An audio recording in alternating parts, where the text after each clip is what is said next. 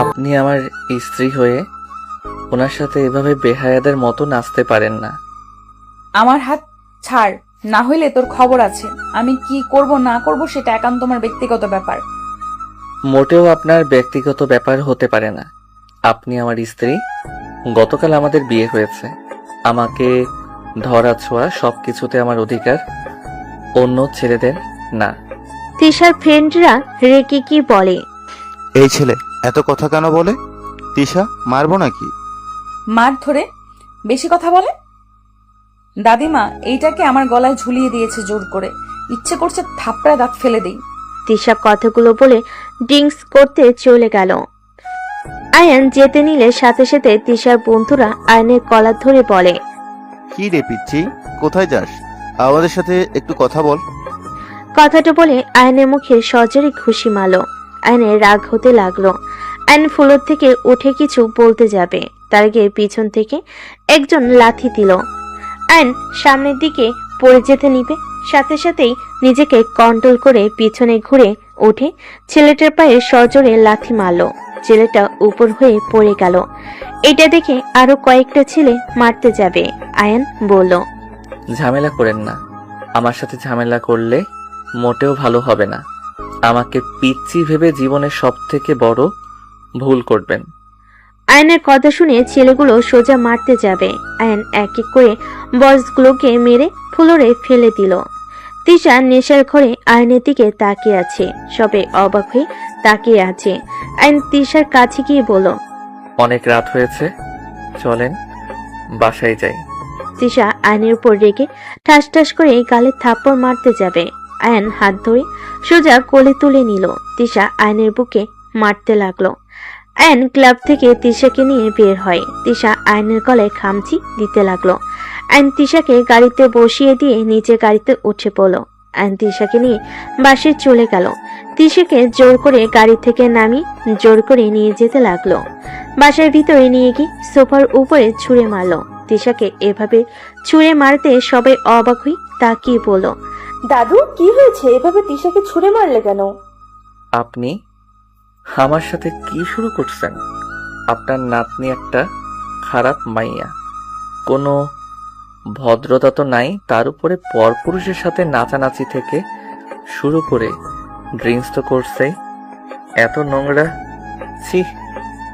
আপনি আমার সাথে কেন ওনাকে বিয়ে দিলেন? দেখেন, আমি গরিব হতে পারি, এর মানে এই না যে আমার স্ত্রী অন্য ছেলেদের সাথে এমন জঘন্য কাজ করবে। আমি চুপ করে বসে থাকবো। আয়নের কথা শুনে দাদিমা তিশার দিকে তাকালে।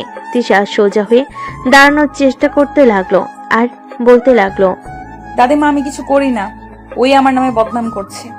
আয়ান তিশার কথা শুনে রেগে গিয়ে বলল, দেখেন কতটা বদ একটা মেয়ে, কিভাবে মিথ্যা বলছে।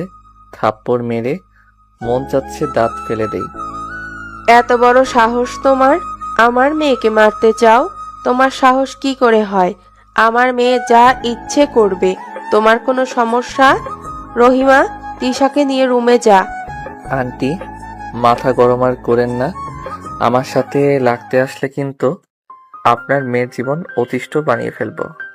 আম্মা, আপনি এই ছেলের সাথে বিয়ে দিয়েছেন, ওর কথা শুনেছেন? ওই কি বলছে? আপনার আদরের নাতনির জীবন অতিষ্ঠ করবে, আর আপনি চুপ করে আছেন। আয়ান তিশাকে নিয়ে রুমে যাও। আর বৌমা তুমি চুপ থাকো, ওদের স্বামী স্ত্রীর ভিতরে তুমি ঢুকো না। আয়ন তিশার হাত ধরে টেনে নিয়ে যেতে লাগলো। তিশার আম্মু কিছু বলতে গেলে দাদিমা থামিয়ে দিলেন। আয়ন তিশার রুমে গিয়ে খাটে ছুঁড়ে মেরে পড়ল। বাসরাতে কি বলছিলেন আপনাকে টাচ না করতে? আমি ভেবেছিলাম লজ্জা পাচ্ছেন বা ভয় পাচ্ছেন। এখন বুঝতে পারছি আসলে সমস্যা কোথায়। অনেক বকবক করছস, চুপ কর। আপনার দেমাগ না ভাঙলে হবে না। আয়ন দরজা লাগিয়ে দিল।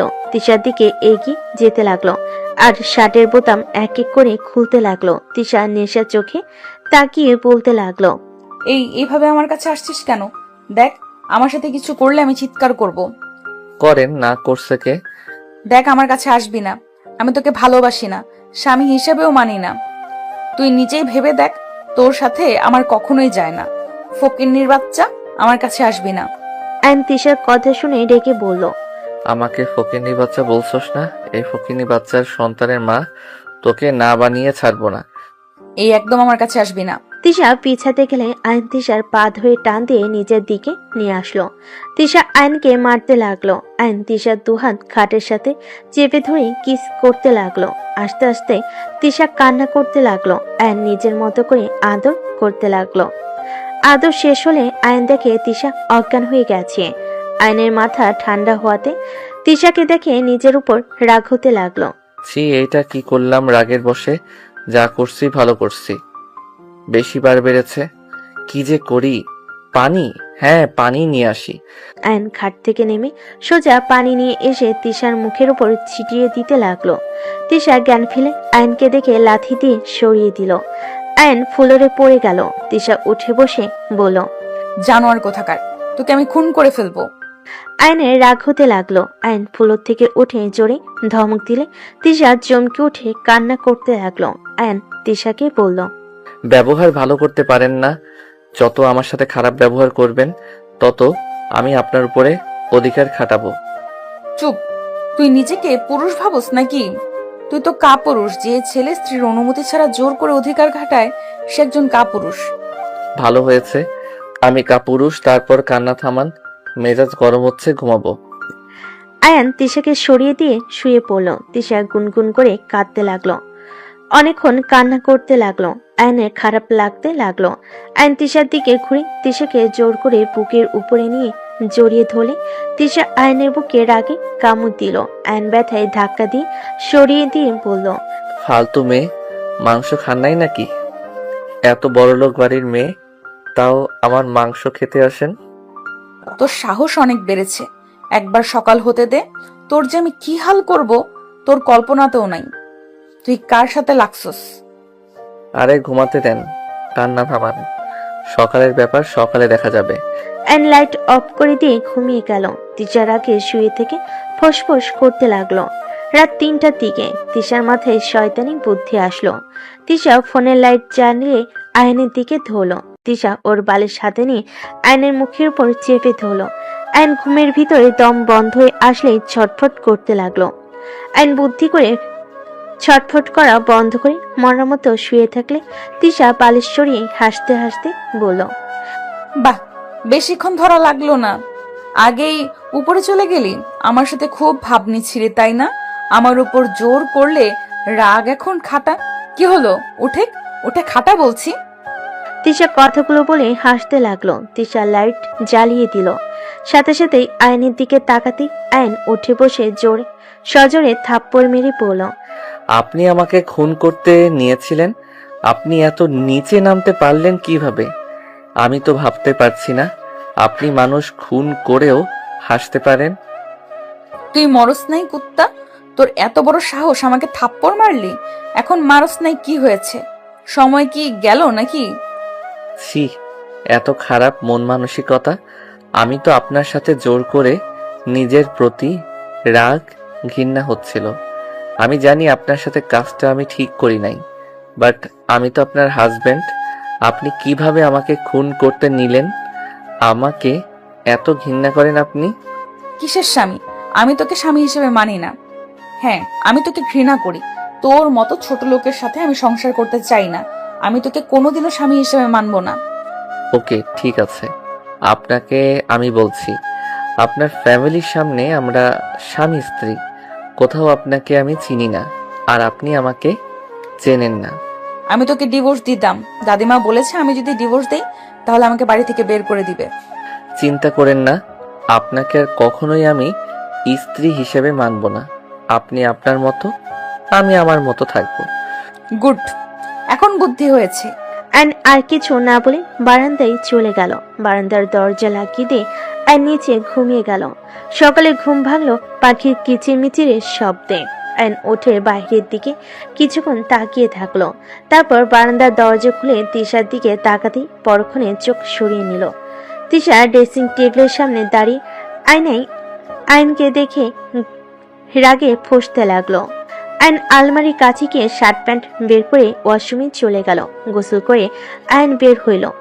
তিশাকে কিছু না বলে রেডি হয়ে নিল, নিচে চলে গেল। নিচে গেলে দাদিমা বলে উঠল, আয়ান দাদু ভাই, রাগ কমেছে তোমার? দুঃখিত দাদিমা, আমি রাগের বশে সবার সাথে খারাপ ব্যবহার করছি। আসলে আমি নিজের রাগ কন্ট্রোল করতে পারি না। সমস্যা নাই দাদু ভাই। দাদিমা, আমি কলেজে যাব। অনেক দিন ধরে কলেজে যাই না। তোমার কলেজ তো ট্রান্সফার করা হয়ে গেছে, তিশার সাথে চলে যাও। তিশা আমাদের কলেজে, ওকে নিয়ে যাও। উনি তো ভার্সিটিতে পড়ে, আর আমাকে কিভাবে কলেজে দিয়ে আসবে? উদয় ওনার সময় নষ্ট। কলেজ ভার্সিটি একসাথে। দাদিমা, আমার তো কাজ আছে, কাজ শেষ হলে ভার্সিটিতে যাব। যেখানে যাও আয়ানকে নিয়ে যাও, এটাই আমার শেষ কথা। আমি একা যেতে পারবো। একা যাওয়া লাগবে না, তিশার সাথে যাবে। ওকে নিয়ে যাব। আয়ন তিশা কিছুক্ষণ গল্প করে খাবার খেয়ে বের হয়ে গেল। তিশা আয়নকে ওর ক্লাস দেখিয়ে দিয়ে নিজের ক্লাসে চলে যায়। 1 বছর পর। এই তিশা, ডাক্তারের কাছে চল তো। দিন দিন শরীর তোর একদম খারাপ হয়ে যাচ্ছে। ডাক্তারের কাছে যেতে পারবো না, মাথা ব্যথা করছে, বমি পাচ্ছে। তিশা দৌড়ে গিয়ে বমি করতেই ওয়াশরুমে চলে গেল। তিশার আম্মু ডাক্তারকে কল দিল। আয়ন বারান্দায় বসে থেকে পড়ছিল।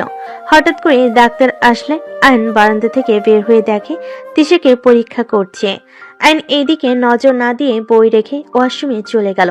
ফ্রেশ হয়ে বাইরে আসলে দেখে সবার মুখে হাসি ফুটে আছে। আয়নের ওদের হাসি দেখে কোনো আগ্রহ হইল না জানতে কি হয়েছে। দাদিমা বলে উঠল, অভিনন্দন দাদু ভাই, তুমি তো বাবা হতে চলেছো। দাদিমার কথা শুনে আয়ন ভুরু কুচকে তাকালো। আয়নের মুখটা এক নিমিষেই কালো হয়ে গেল। দাদি এসে আয়নকে বলল, কি ব্যাপার আয়ান, তুমি খুশি হও নাই? আয়ন নিজের মুখে হাসি রেখা টেনে বলল, আলহামদুলিল্লাহ, এইটা তো খুশির খবর।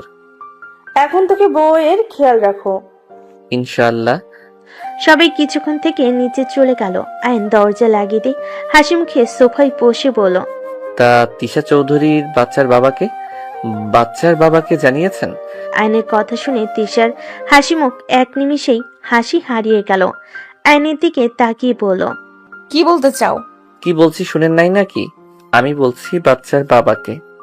ও আপনি যে মেয়ে, আপনি নিজেও জানেন কিনা আল্লাহ ভালো জানে। যাই হোক, এখন অন্তত নিজেদের সন্তানের কথা ভেবে এইসব পার্টি নেশা করা বাদ দেন। আয়ান, এটা তোমার বাচ্চা, বিশ্বাস করবে কি? আমার বাচ্চা? হ্যাঁ, অবশ্যই। আপনি আমার স্ত্রী যখন আছেন তখন তো অবশ্যই আমার বাচ্চা হিসেবে পরিচয় বড় হবে। সমস্যা নাই অন্যের বাচ্চাকে মেনে নিতে। তা আপনার বাচ্চার বাবাকে বলেন আপনাকে বিয়ে করতে। আমি যত তাড়াতাড়ি পারি আপনাকে ডিভোর্স দিব। আয়ন কথাটা বলে রুম থেকে বের হয়ে গেল। তিশা আয়নের চলে যাওয়ার দিকে তাকিয়ে থাকলো। তিশা আয়নের চলে যাওয়ার দিকে তাকিয়ে থেকে ভাবতে লাগলো, তোমাকে কিভাবে বোঝাবো এই বাচ্চার বাবা তুমি ছাড়া আমাকে ওইভাবে কেউ টাচ করতে পারে নাই। তোমার কি দোষ? আমি তো এমন কাজ করছি যেখানে সন্দেহ করা স্বাভাবিক। আমি খারাপ হতে পারি আয়ান, এতটা খারাপ না যে স্বামীর জায়গা অন্য কাউকে দিব। হয়তো রাগে আগে কি করেছি নিজেও জানি না। তিশা কথাগুলো ভাবতে ভাবতে চোখে পানি চলে আসলো। এদিকে আয়ন নিচ থেকে রুমে চলে আসলো। রুমে এসে তিশার দিকে স্যুপ এগিয়ে দিয়ে বলল, এইটা খেয়ে নেন, সারাদিন কিছু তো খান নাই। আয়ান, এটা আমার আর তোমার সন্তান, আমার কথা কি বিশ্বাস করবে? কার সন্তান না সন্তান ওইটা শুনে আমার লাভ নাই। আমি এত খারাপ না ছোট বাচ্চাকে নিয়ে ঝামেলা করব। ওর কি দোষ? আয়ান, ওই তোমার সন্তান। তিশার কথা শুনে আয়নের রাগ হতে লাগলো। রাগ দেখাতে যাবে, সাথে সাথে নিজেকে কন্ট্রোল করে বলল, প্লিজ মাথা গরম করেন না। আমি আপনার মতো না যে মানুষ খুন করব। দেখেন, আপনার সন্তানের কোনো ক্ষতি হোক আমি সেটা কখনোই চাই না। হ্যাঁ, মানছি আমার রাগ হচ্ছে, আপনার প্রতি ঘৃণা হচ্ছে, কিন্তু তাই বলে ওই নিষ্পাপ সন্তানের তো দোষ নাই। আমি কেন এর ক্ষতি করব? স্যুপটা খেয়ে নেন। খেতে ইচ্ছে করছে না। আপনি এখন একা না যে নিজের মন মতো চলবেন। চুপ করে বসে থাকেন। আয়ান তিশার পাশে বসে সুপে ফু দিয়ে ঠান্ডা করে তিশার মুখে দিতে লাগলো। তিশা আয়নের দিকে তাকিয়ে আছে। আয়ন ফু দিয়ে খাওয়াই দিতে লাগলো। তিশা কিছু বলার আগে বমি করে দিল। আয়নের উপরে বমি করে দিলে তিশা ভাবলো আয়ন রেগে যাবে। সাথে সাথেই তিশা বলে, আই এম সরি, আমি ইচ্ছে করে দেই নাই। আবার বমি করতে যাবে। আয়ন মুখ চেপে ধরে তিশাকে ধরে নিয়ে গিয়ে বেসিনের সামনে নিয়ে এলো। তিশা বমি করতে লাগলো। আয়ন শার্ট খুলে ফেলো, বালতিতে ভিজিয়ে রাখলো। তিশা বমি করতে করতে অবস্থা খারাপ হয়ে যেতে লাগলো। আয়ন তিশাকে ধরে বলল, এত বমি কেন হচ্ছে? আমি জানি না, কিছু ভালো লাগছে না, তিতা পানি বের হচ্ছে। কুলি করেন। আয়ন তিশাকে ধরে মুখে পানি দিতে লাগলো। কুলি করিয়ে আয়ন তিশাকে রুমে নিয়ে গেল, খাটে শুয়ে দিল। তিশা চোখ বন্ধ করে খাটে আদর্শ হয়ে বসে থাকলো। আচ্ছা, আপনি এভাবে শুয়ে থাকেন, আমি আপনার জন্য লেবু নিয়ে আসি। এটা খাওয়া উপকার আছে, বমি কমে যেতে পারে। আয়ন কথাটা বলে আলমারি থেকে শার্ট পরে নিয়ে নিচে গেল। আয়ন রান্নাঘরে চলে গেল। কাজের মহিলারা অবাক হয়ে তাকালো। আয়ন বলে ওঠে, আন্টি লেবু দেন তো। আয়নের কথা শুনে লেবু বের করে দিল। আয়নের কথা শুনে লেবু কেটে দিল। আয়ন লেবু নিয়ে বের হইলে তিশার আম্মু বলল, লেবু দিয়ে কি করবে? ওনার বমি হচ্ছে, বেশি লেবু খেলে হয়তো একটু ঠিক হইতে পারে। ও আচ্ছা, যাও। স্যুপটা খায় নাই? বমি করে দিয়েছে। হসপিটালে নিয়ে যেতে হবে। এই মেয়ে তো কোনো কথা শুনে না। দেখি আমি জোর করে নিয়ে যেতে পারি কিনা। আয়ন লেবু নিয়ে রুমে চলে গেল। রুমে গিয়ে দেখে তিশা চোখ বন্ধ করে বসে আছে। আয়ন কাছে গিয়ে বসে বলল, এইটা খেয়ে নেন। তিশা লেবুর রস মুখে নিলে চোখ বন্ধ করে ফেলে। আয়ন মিটি মিটি হাসতে লাগলো। তিশা আয়নের হাসি দেখে লেবু আয়নের মুখের ভিতর দিয়ে দিলে আয়নের হাসি থেমে গেল। তিশা হাসতে লাগলো আর বলতে লাগলো, এখন কেমন লাগে, খাও। টক তো খেতে মজা লাগে, আপনি তো কোনো কিছু খাইতে পারেন না। নেন খান। না, টক বেশি, তুমি খাও। আরে কম আছে, একটু একটু করে খান। তুমিও খাও, তুমি তো বাবা হবে, আমি একা কেন কষ্ট করব? সৎ বাবা হব, তাই বেশি কষ্ট করতে হবে না। আয়ন, বিশ্বাস করো, এটা তোমার সন্তান। আমার সন্তান নাকি কার আমি ভালো করে জানি, তাই বারবার বলছি এমন কিছু করব না যে আপনার সন্তানের ক্ষতি হবে। আয়ন কথাটা বলে তিশা আয়নের হাত ধরে বলল, আয়ান, আল্লাহর কসম করে বলছি, এটা তোমার সন্তান। তুমি ছাড়া আমি শারীরিক সম্পর্ক কারোর সাথে করি নাই। আমার কথায় প্লিজ বিশ্বাস করো। আল্লাহ কসম, সব বিষয় বলবো না, যেটা সত্যি না সেটা নিয়ে আল্লাহর কসম কেন দিচ্ছেন? আয়ান, আমি সত্যি কথা বলছি, আল্লাহর কসম দিয়ে কেউ মিথ্যা কথা বলবে না। তুমি প্লিজ আমার কথা বিশ্বাস করো। ও তাহলে সন্তানটা নষ্ট করে দিয়েন, কারণ হুদাই তাকে দুনিয়াতে নিয়ে এসে কোনো লাভ আছে? আয়ান, এসব কি বলছো? আমি চাই না আমার সন্তান আপনার পেটে জন্ম নিক। আমাকে এত ঘৃণা করো যে আমার পেটে তোমার সন্তান জন্ম নিক? তুমি চাও না? হ্যাঁ চাই না, নষ্ট করে দিয়েন। আয়ন কথাটা বলে ওয়াশরুমে গিয়ে শার্ট ধুয়ে নিল। ধুয়ে সাদে চলে গেল। সাদিকে শার্ট মেলে দিল। বাইরের দিকে তাকিয়ে থেকে চোখের কোণায় পানি চলে আসলো। আয়ন চোখের পানি মুছতে লাগলো। আয়ান নিচে চলে গেল। নিচে গেলে দেখে তিশা সবার সাথে বসে থেকে হাসাহাসি করছে। আয়ন নিচে গেলে দাদিমা বলে, আয়ান বসো। আয়ন সোফায় বসে পড়ল। আয়ন সবার দিকে তাকিয়ে বলল, আমি কিছু বলতে চাই, আমি জানি না আপনারা কথাগুলো কিভাবে নিবেন। কি কথা দাদু ভাই? দাদিমা, আমি যা বলবো হয়তো আপনারা আশা করবেন না। কি এমন কথা শুনি, বলো তো। দাদিমা, আমি আপনার নাতনিকে ডিভোর্স দিতে চাই, আর এই সন্তান আমি রাখতে চাচ্ছি না।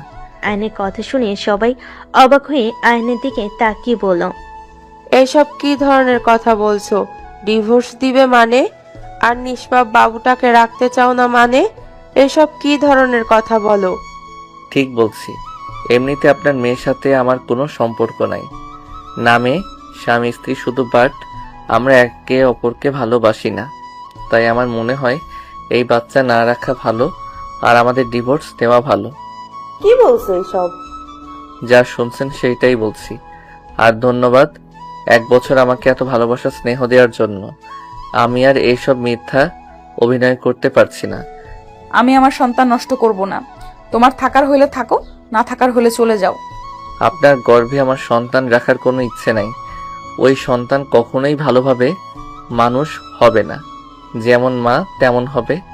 আর আপনার আসল রূপ তো আমি দেখেছি, তাই আমি কোনোভাবে রিস্ক নিতে চাই না।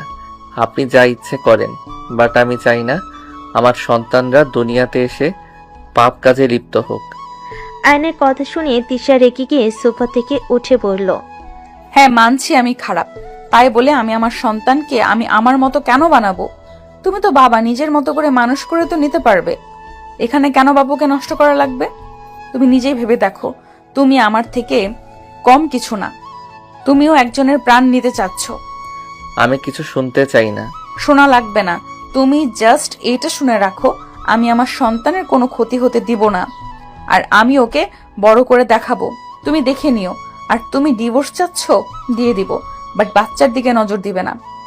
তিশা কথাটা বলে কান্না করতে করতে চলে গেল। তিশার আম্মু বলে ওঠে, আয়ান দেখো, আমি জানি আমার মেয়ে কেমন, বাট এই প্রথম আমি বলছি আমার মেয়ে আগের মতো নাই। এখন আগের দিশা হইলে ওই আগে বাচ্চা নষ্ট করতে উঠে পড়ে লাগতো, সেখানে ওই নিজেই বাচ্চা রাখতে চাচ্ছে। দেখো, সবাইকেই একবার করে সুযোগ দেওয়া উচিত। তুমি কিছুক্ষণ ভাবো, হুট করে কোনো সিদ্ধান্ত নিও না। যদি ভেবে দেখো না সুযোগ দেয়া যায় না, তাহলে তুমি ডিভোর্স দিয়ে চলে যাও। বৌমা একদম ঠিক বলেছে। আয়ান, তুমি ভেবে দেখো কি করবে। আমি তোমাকে নিয়ে এসেছিলাম আমার নাতনিকে ভালো করা। তোমাকে তো আমি আগেই বলেছিলাম আমার নাতনি কেমন, তুমি তো সব জেনে এসেছো। একটা বছর কাটালে আমি তো ভেবেছিলাম হয়তো তোমাদের সম্পর্ক ভালো হয়েছে, আর তিশাও অনেকটা পরিবর্তন হয়েছে, এখন আর তেমন রাগ করতে দেখি না। ওকে আমি দেখব। বাবু হওয়া পর্যন্ত যদি দেখি ওনার পরিবর্তন হয়েছে, তাহলে সারা জীবন একসাথে থাকবো। আর যদি দেখি না উনি আগের মতো আছে, তাহলে আমার সন্তান নিয়ে আমি চলে যাব। ঠিক আছে। আয়ন কথাটা বলে বাইরে চলে গেল। সন্ধ্যার দিকে বাসে আসলে আয়ন বেশ অবাক হয়ে গেল।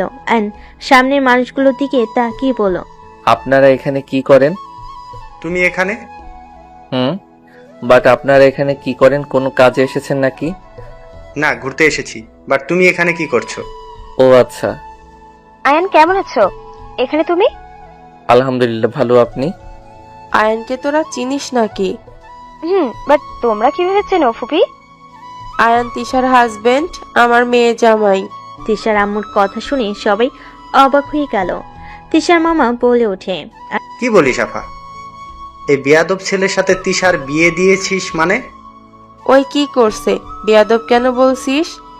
হা হা হা, বেয়াদব আমি? আপনার বংশ তো দেখি এক সিস্টেমের গড়িয়ে উঠেছে।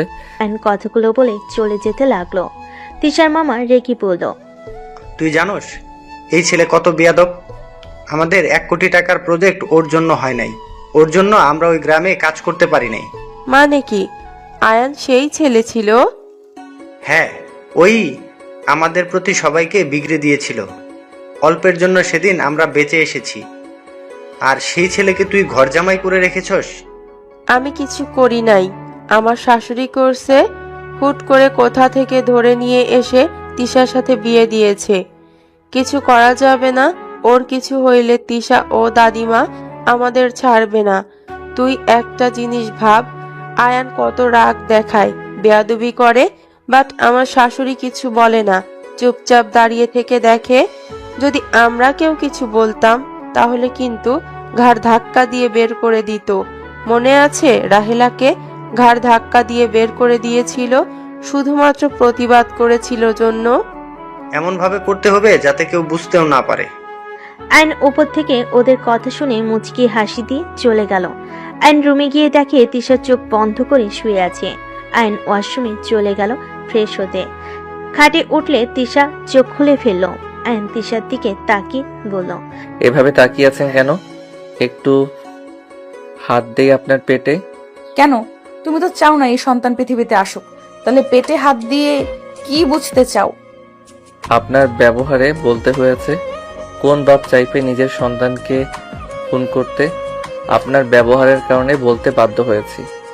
সরেন, আপনার থেকে অনুমতি নিতে আমার বয়ে গেছে। আয়ন তিশার কাছে গিয়ে ওর থ্রি পিসের কিছুটা উপরে তুলে চুমু দিলে তিশা কেঁপে উঠল। আয়ন পেটের কাছে মুখ নিয়ে বলল, বাবু সরি, তোমাকে নিয়ে অনেক বাজে কথা বলছি। আমার কি দোষ বলো? তোমার আম্মু আমাকে রাগের বশে খুন করতে নিয়েছিল। সেখানে তুমি হইলে যদি ওই তোমাকে রাগের বশে কিছু করে, আর তোমার আম্মুর যে রাগ, ওই রকম রাগ যদি তোমার হয়, তাহলে তো আমি বাবা হিসাবে বাধ্য হয়ে যাব। স্বামী হিসেবে তো সেই দিন বাধ্য হয়ে গেছি, বাবা হিসেবে ব্যর্থ হতে চাই না আমি, তাই উল্টাপাল্টা কথা বলছি। আয়ন পেটের সামনে কথাগুলো বলতে লাগলো। তিশা আয়নের কথাগুলো শুনে নিজের চোখের পানি ধরে রাখতে পারল না। ডান হাত দিয়ে বারবার চোখের পানি মুছতে লাগলো। আয়ন তিশার পেটে নাক ঠিকই আদর করতে লাগলো আর চুমু দিতে লাগলো। আয়নের ফোন বেজে উঠলে আয়ন খাট থেকে নেমে পড়লো। তিশা আয়নের দিকে না দেখার ভান করে চোখ বন্ধ করে রাখলো। আয়ন দরজার কাছে যেতে সাথে সাথে রাইসা আয়নের কাছে এসে গালে কিস করে বলল, তোমার আর তিশার ভিতরে যে কিছু নাই আগে বলবে না? তোমাদের বিয়ের কথা শুনে তো আমি যেন আকাশ থেকে পড়েছি। আমার গালে কিস কেন করলেন? তোমাদের ডিভোর্স হলেই আমি তোমার দ্বিতীয় নম্বর বউ হব। তো কিস করছি, সমস্যা কি? এত রাগ দেখাচ্ছ কেন? তোমার হবু বউ তো তোমাকে কিস করেছে। আয়নে রাগ হতে লাগলো। পিছনে তিশার দিকে তাকালে দেখে তিশা তাকিয়ে আছে।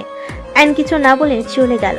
তিশা রাগে মনে মনে ভাবতে লাগলো, রাইসার বাচ্চা, আমার জামাইয়ের গালে কিস করা। একবার শুধু আমার জামাইয়ের সাথে মিল হোক, তোর যে আমি কি হাল করব। তিশা কথাগুলো ভাবছিল। রাইসা তিশার সামনে বসে পড়ল। কিরে, ডিভোর্স হয়ে যাবে, যেখানে বেবি রেখে কি হবে?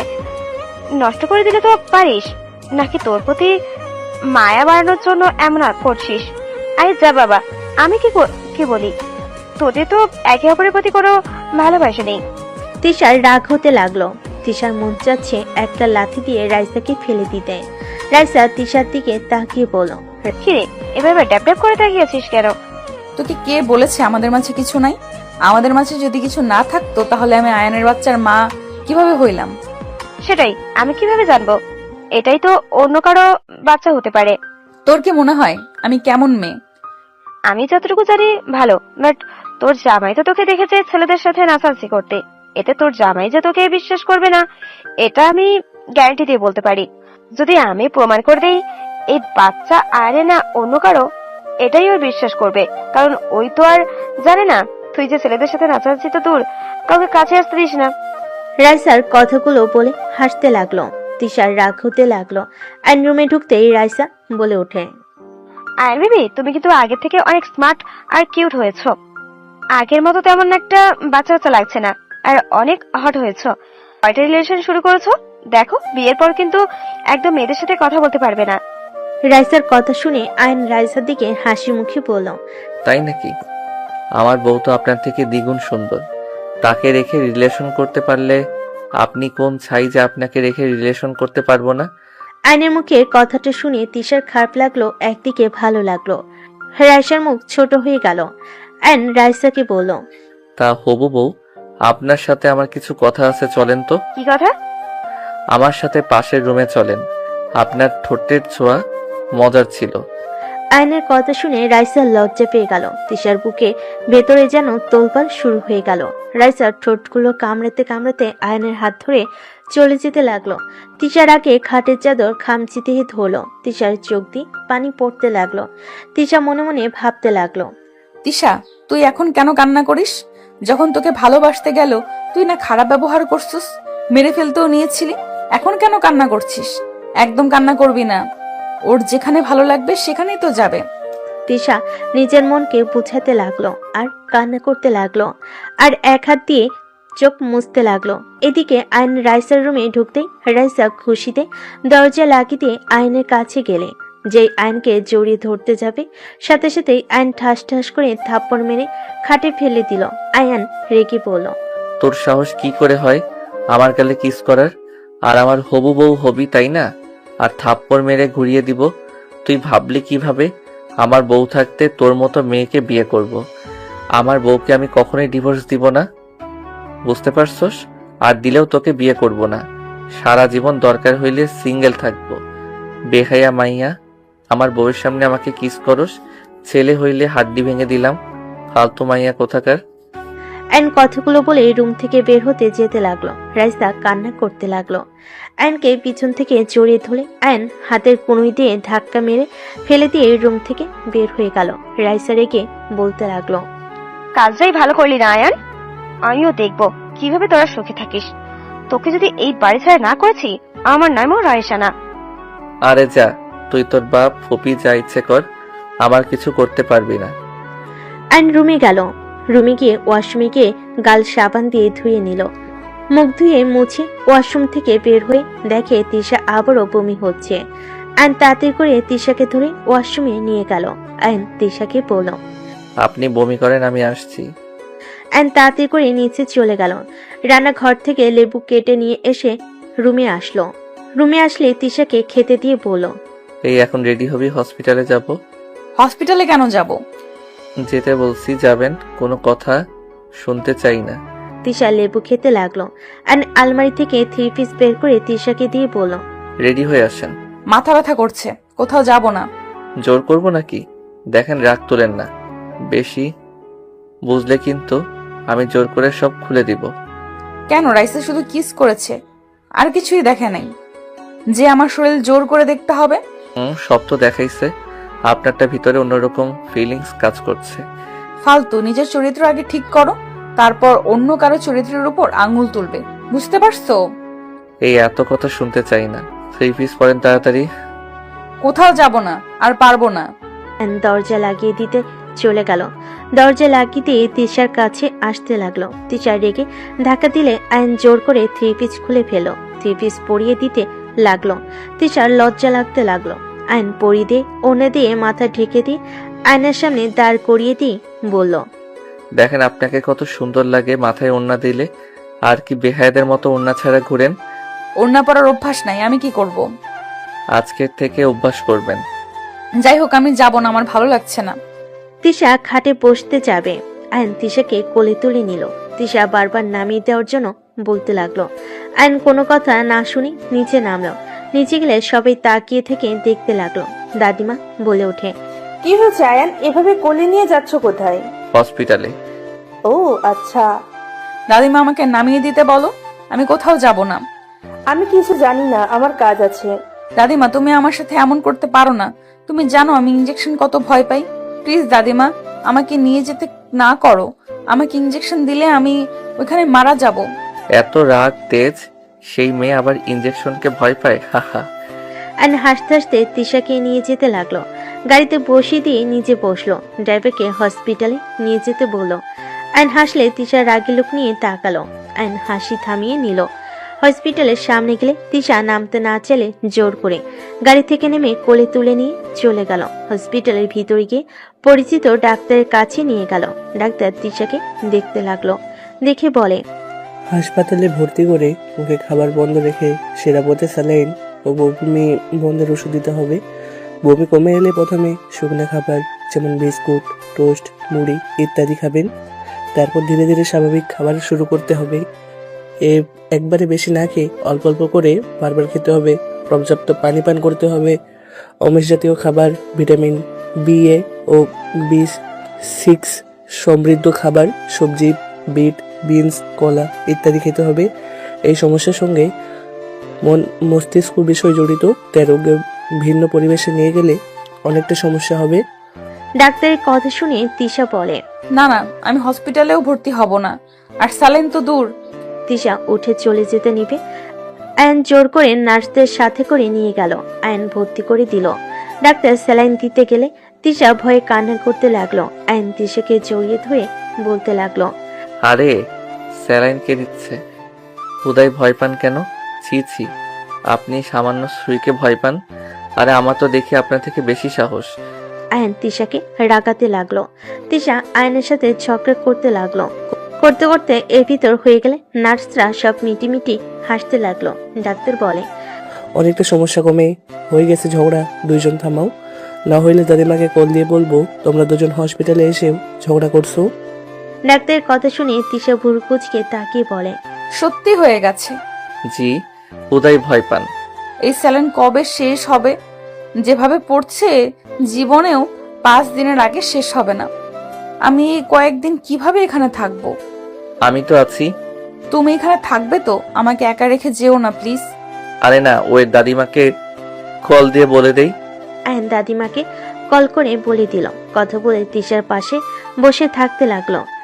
একদিন থেকে আয়ন সকালে ডাক্তারের সাথে কথা বলে তিশাকে নিয়ে বাসায় চলে গেল। আয়ন রুমে গিয়ে গোসল করে নিল। গোসল করে বের হইলে তিশা বলে। খাবারটা খেয়ে নাও। আপনি ফ্রেশ হয়ে নেন, আমার অনেক ঘুম পাচ্ছে। খেয়ে ঘুমাও। আর সরি, আমার জন্য সারা রাত অনেক কষ্ট করেছো। আপনার জন্য কিছু করি নাই, আমার বেবির জন্য করেছি। কথাটা বলে আয়ন খাটের উপর শুয়ে পড়ল। তিশা ওয়াশরুমে চলে গেল। গোসল করে বের হলে আয়নের দিকে তাকিয়ে দেখতে লাগলো। তিশা আয়নের দিকে কিছুক্ষণ তাকিয়ে থেকে পোশাক পরিবর্তন করে নিল। আয়নের পাশে গিয়ে শুয়ে পড়ল। আয়ন ঘুমিয়ে ঘরে তিশাকে জড়িয়ে ধরল। তিশা আয়নের বুকের সাথে জড়িয়ে নিয়ে শুয়ে থাকলো। দুপুরের দিকে আয়নের ঘুম ভাঙলে আয়ন দেখে তিশা ওর বুকে শুয়ে আছে। আয়ন তিশাকে সরিয়ে দিতে গিয়েও দিল না। আয়ন ভাবতে লাগলো, থাক ঘুমাক, গতকাল রাতে দুইজন ঘুমাতে পারি নাই, কত সুন্দরভাবে ঘুমাচ্ছে, ঘুমিয়ে থাক। আয়ন তিশাকে বুকে নিয়ে ওর ফোন চালাতে লাগলো। তিশার ঘুম ভাঙলে দেখে আয়ন নড়ছে, মুখ তুলে দেখে আয়ন টাইপিং করছে। আয়ন সাথে সাথে বলল, আহ, বুকটা ব্যথা করে ফেলছে, ঘুমানোর জায়গা পান না নাকি? বুকের উপরে এসে ঘুমান, বাবুর জন্য কিছু বললাম না। কথাটা বলে আয়ন ঘুরে শুয়ে থেকে ফোন চালাতে লাগলো। তিশার রাগ হইলে আয়নকে টান দিয়ে সোজা করে শুয়ে দিয়ে ঠোঁটের সাথে ঠোঁট বসিয়ে দিল। আয়ন চোখ বড় বড় করে ফেল। তিশা ছেড়ে দিয়ে বলল, ঢং করস তাই না? রাইসা কিস করলে জড়িয়ে ধরলে মজা লাগে, আর আমি একটু বুকে শুয়েছি তাতে বুক ব্যথা শুরু হয়ে গেছে তাই না? রাইসা থাকলে অনেক মজা লাগতো তাই না? একটু একটু লাগতো, পরপুরুষের সাথে যেমন আপনার থাকতে ভালো লাগে, আর সেখানে আমি তো ছেলে, আমার অবশ্যই ভালো লাগবে। তিশা আয়নের কথা শুনে চুপ হয়ে গেল। তিশা কিছু না বলে উঠে ওয়াশরুমে চলে গেল। আয়ন বারান্দায় চলে গেল, বাইরের দিকে তাকিয়ে থাকলো। রাইসা নিচ থেকে বলতে লাগলো, জান, আই লাভ ইউ। আয়ন পিছনে ঘুরে দেখে তিশা দাঁড়িয়ে আছে। আয়ন কিছু বলার আগে, কি হলো, উত্তর দাও। তোমার জান তোমাকে আই লাভ ইউ বলেছে? ওয়েট বলি। আয়ন কথাটা বলে হাসি মুখে ঘুরে রাকের সামনে থাকা টপে ঢিল দিল। টপে ঢিল মেরে বলল, আই লাভ ইউ গুষ্টি কিলাই, বেহায়া, তোকে যে রুমে নিয়ে গিয়ে থাপ্পড় মারলাম, তোর কি লজ্জা হয় না? আবার এত জোরে সবার সামনে আই লাভ ইউ বলস? আয়ান, তুমি কাজটা কিন্তু ঠিক করলে না, আর একটু হলেই আমার মাথার উপর পড়তো। পড়লে ভালো হইতো, বিহায় মাইয়া যত সব থাপ্পড় খাওয়ার পরও শিক্ষা হয় না। আয়ন বিরক্ত হয়ে চলে গেল। তিশার মুখে হাসি ফুটে উঠল। তিশা গ্রিল ধরে দাঁড়িয়ে হাসি মুখে বলল, তোকে রুমে নিয়ে গিয়ে থাপ্পড় মারছে। তিশা কথাগুলো বলে হাসতে লাগলো। রাইসা আগে বলতে লাগলো, এত খুশি হয়ে লাভ নেই। আমি যখন একবার তো জামাইকে পছন্দ করেছি, তার মানে শুধু আমার হবে ও। পারলে নিয়ে দেখাস, আর আমার সাথে লাগিস না। আমার একবার রাগ উঠলে কেটে মাছকে খাওয়াবো, ভালো করেই জানিস। দেখা যাবে কে কাকে খুন করে। তিশা ভেঙচি দিয়ে খুশিতে বারান্দা থেকে বের হয়ে খাটে বসলো। আয়ন ফ্রেশ হয়ে বের হইলে তিশাকে খুশি হতে দেখে ভোর কুচকে তাকিয়ে বলল, কি ব্যাপার, কি ভাবে না তো? কিছু না আয়ান, একটু ঘুরতে যাব, ভালো লাগছে না। এখন সন্ধ্যার দিকে গেলে হয় না? তাহলে চলো বাগানের ওই দিকটায় গিয়ে হাঁটাহাঁটি করি। আমার তো হাঁটাহাঁটি করা উচিত, ডাক্তার বলেছে না। আচ্ছা চলেন, হালকা কিছু খেয়ে তারপর চলেন। আচ্ছা চলো। আয়ন তিশাকে নিচে নিয়ে গেল। আয়নের দিকে তিশার মামা রাগী লুক নিয়ে তাকিয়ে থাকলো।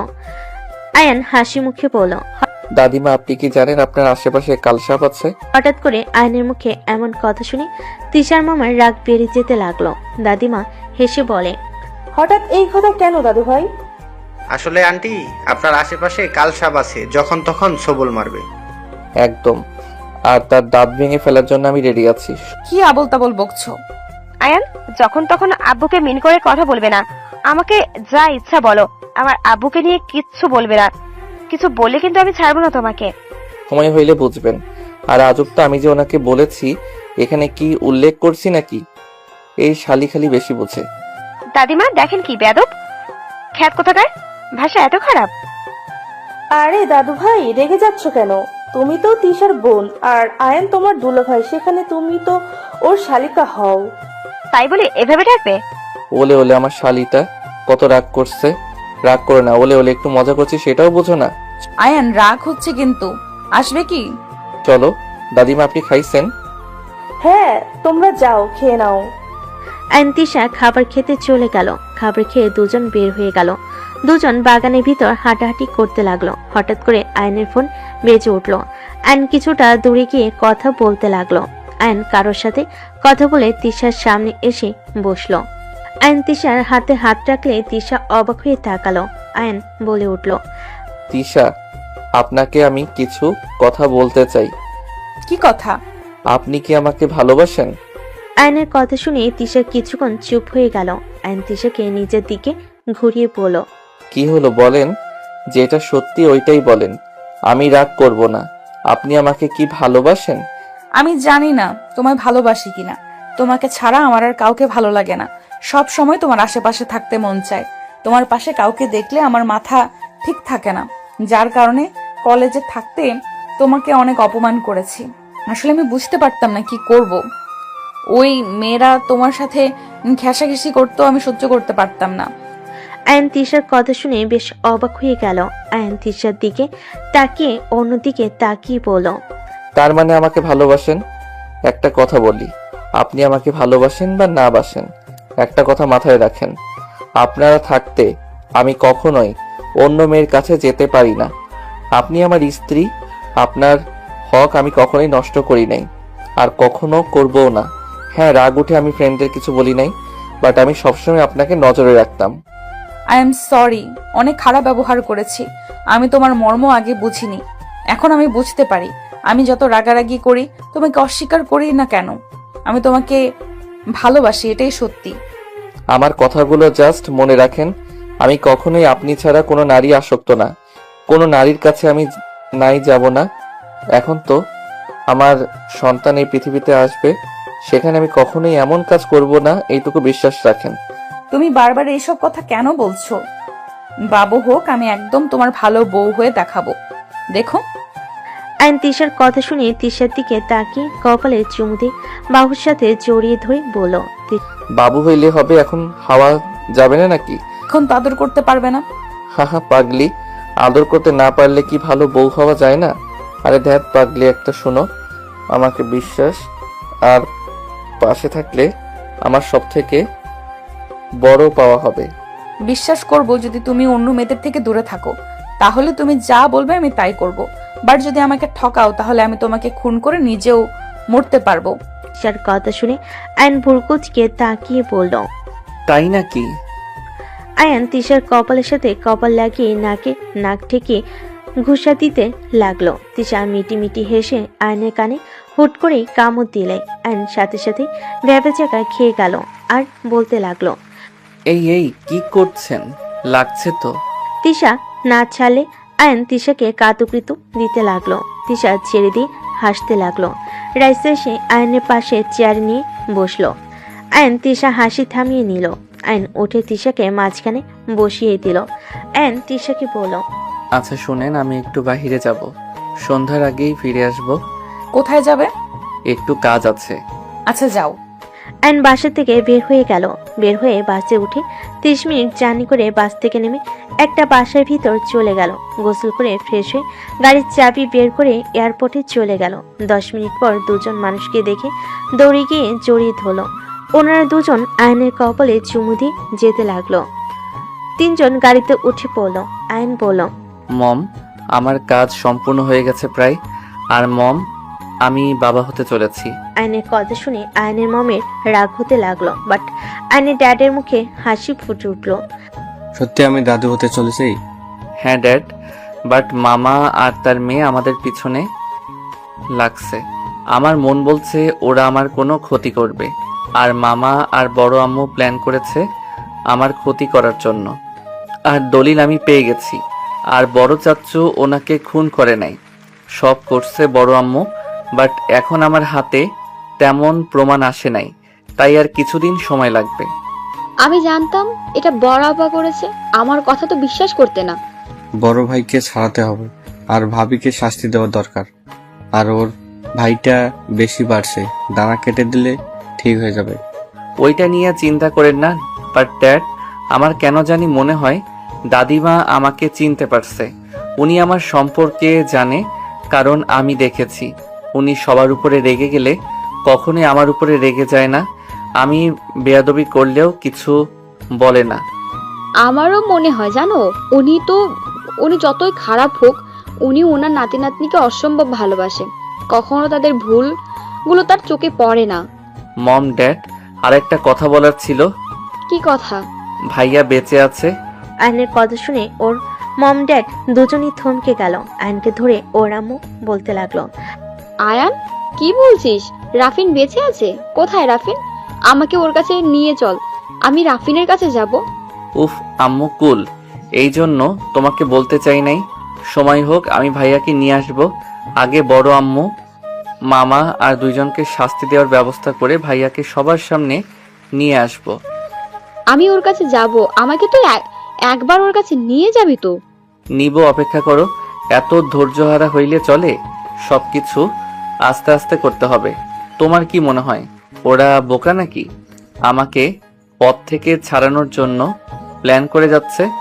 তোমাকে আর ওই বাসায় যাওয়া লাগবে না, বাকিটা আমি দেখে নেব। না, আমার সন্তানের বিপদ। ওরা এমন মানুষ নিজের পর বুঝে না। আমি আমার সন্তানের কোনো ক্ষতি হতে দিব না। ওরা এখন প্ল্যান করছে তিশা থেকে আমাকে সরিয়ে ফেলার, আর বুঝে শুনে বাচ্চাটাকেও মেরে ফেলবে। এত নোংরা মানসিকতার মানুষজন কি বলবো? ড্যাড আহমেদ নামে কাউকে চেনেন? একজনকে, যিনি কেন কি কহেছে। উনি আসলে কালপিট, এদের সাপোর্ট দিচ্ছে উনি। আহমেদ তোমার ফ্রেন্ড না? কি ড্যাডের বেস্ট ফ্রেন্ড মানে? হ্যাঁ। না, ওই এসব করতে পারে না। আমার মনে হয় না, অন্য কেউ হবে হয়তো। আমার ওনাকে আগেই এমনিতেই সুবিধার লাগতো না। আয়ান, তার ছবি দেখালে চিনবি? হ্যাঁ। আয়নের মম ছবি বের করে দিলে আয়ন বেশ অবাক হয়ে গেল। আয়ন বলে ওঠে, আরে না মম, উনি না, উনি তো আমাকে। আয়ন কিছু বলতে কি থেমে গেল। আয়নের ড্যাড বলতে লাগলো, আমি বললাম না আমার ফ্রেন্ড এমন কিছু করতে পারে না। আয়ান, কি যেন বলতে চাইলি, চুপ হয়ে গেলি কেন? কিছু না মম। আয়ন ওর মম ড্যাডের সাথে কথা বলতে বলতে পাশে চলে গেল। বাসার অবস্থা খারাপ দেখে আয়নের মম বলল, ফাজিল, এগুলো কি করছিস? উফ আম্মু, রাতে কাজের বুয়া চলে আসবে, 3 দিন ছুটি চেয়েছে। আমি সেখানে না করতে পারলাম না। বুঝলাম, আমি রুমে যাচ্ছি, খাবার অর্ডার করে দে, রান্না করা সম্ভব না। দিচ্ছি, তুমি যাও। আয়নের মম ড্যাড চলে গেল রুমে। আয়ন খাবার অর্ডার দিয়ে বসার ঘরে সবকিছু গুছাতে লাগলো। আয়নের মম এসে দেখে সবকিছু আয়ন গুছিয়ে ফেলেছে। আয়নের দিকে তাকিয়ে ফিক করে হেসে ফেলল। খুব তাড়াতাড়ি করে ফেলেছো।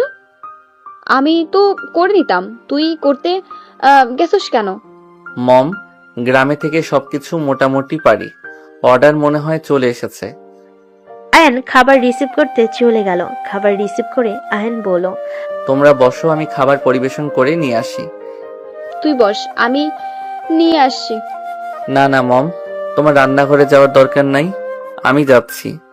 আয়ন চলে গেলে রান্নাঘরে গিয়ে সবকিছু ধুয়ে নিল। তারপর টেবিলের উপরে রেখে সবকিছু সাজাতে লাগলো। কাজ শেষ হলে ওর মম ড্যাডকে বলল, তোমরা বসো, আমি ফ্রেশ হয়ে আসছি। আয়ন রুমে চলে গেল। রুমে গিয়ে ফ্রেশ হয়ে পোশাক পরিবর্তন করে নিল। নিচে গেলে আয়নের মম বলল, এটা আবার কি ধরনের শার্ট? ওই বাসায় এইসব পরি। আচ্ছা। বাসায় যাওয়া লাগবে। আমাদের সাথে থাকবি না? না, দিনে আসবো, রাতে থাকা যাবে না, আর বেশি আসতে পারবো না, ওরা সন্দেহ করবে। আর ভার্সিটিতে ক্লাসও আছে। তোমার বৌমা তো ওই ভার্সিটিতে আছে, পালানোর উপায় নাই। ওই মেয়ের সম্পর্কে আমি খোঁজ খবর নিয়েছি, মেয়েটা মোটেও সুবিধার না। আমাকে একদম ওর কথা বারবার বলবি না, মায়ের মতো হয়েছে। মম, এভাবে কেন বলছো? উনি যেমন হোক না কেন, উনি আমার স্ত্রী। জাস্ট শাট আপ, বেয়াদব ছেলে। বাবা মায়ের সামনে স্ত্রী স্ত্রী করতে লজ্জা লাগে না? আয়ন কিছু বলবে তার আগে আয়নের ড্যাড বলে, আয়ান থামো, এদিকে আসো। আয়ন ওর ড্যাডের কাছে গেলে ওর ড্যাড বলে, আরে কথা বাড়াও না। তোমার মম চাইছিল তোমার বিয়ে তার ভাইয়ের মেয়ের সাথে করাতে, সেইটা তো পারলো না। এখন আমার ভাতিজিকে সহ্য করতে পারছে না। ওই পেতনিকে কে বিয়ে করবে? পুরো ফালতু একটা মেয়ে। আমার বউ রাগী হইলে আলহামদুলিল্লাহ, চরিত্র ভালো আছে। আয়নের কথা শুনে আয়নের ড্যাড হাসতে লাগলো। আয়নের মম রাগি লুক নিয়ে তাকালে আয়নের ড্যাড আয়নের ড্যাড হাসি থামালো, দুজন চেয়ার টেনে বসলো। আয়নের মম 2টা প্লেটে খাবার পরিবেশন করতে লাগলো। আয়নের মম আয়নকে খাওয়াই দিতে লাগলো। আয়নের ফোন বেজে উঠলে আয়ন ফোন বের করে দেখে তিশা কল দিয়েছে। আয়নের মম বলল, তেঁতুল গাছের পিতনি কে? মানে তিশা। বাহ, সুন্দর নাম তো। আয়নের মম হাসতে লাগলো। আয়নের ড্যাড ভুরু কুচকে তাকালে আয়ন বলল, রাগ হয়েছিল তাই এক নাম দিয়েছিলাম। আচ্ছা, বারবার কল দিচ্ছে, আমি কথা বলে নেই। আয়ন কল রিসিভ করতেই তিশা বলতে লাগলো, ওই বর কখন আসবে? আমার কিন্তু একা থাকতে ভালো লাগছে না, প্লিজ বাসায় চলে আসো। আর এত কি কাজ করো? হ্যাঁ, আয়নের ফোনের সাউন্ড জোরে থাকাতে আয়নের মম কাছে থাকাই কথাগুলো অল্প অল্প শুনতে পেল। আয়ন বলে উঠল, 40 মিনিট লাগবে, তার ভিতরে চলে আসবো। তাড়াতাড়ি আসো, আমার ভালো লাগছে না। আচ্ছা। আয়ন কল কেটে দিল। ওর মম বলে উঠল, যাইতে দিব না, এখানে থাকবি। মম, এখানে থাকলে ধরা খাবো তো, প্লিজ বোঝার চেষ্টা করো। আয়ন ওর মমকে বুঝিয়ে শুনিয়ে বের হয়ে গেল। আয়ন বাসে উঠে চলে গেল।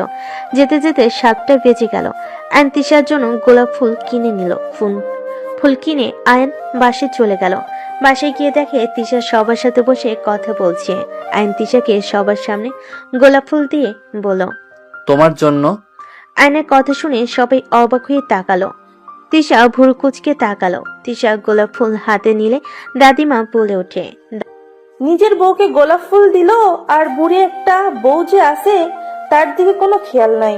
দাদিমার কথা শুনে আয়ন ফিক করে হেসে ওর দাদিমার পাশে বসে বলল, আমার বড় বউয়ের জন্য অন্য গিফট আছে। আয়ন পকেট থেকে চকলেট বের করে দাদিমাকে দিলে তিশা ভুরু কুচকে তাকালো। আয়ন বলে ওঠে, এভাবে তাকিয়ে লাভ নাই, চকলেট খাওয়া মোটেও ঠিক না।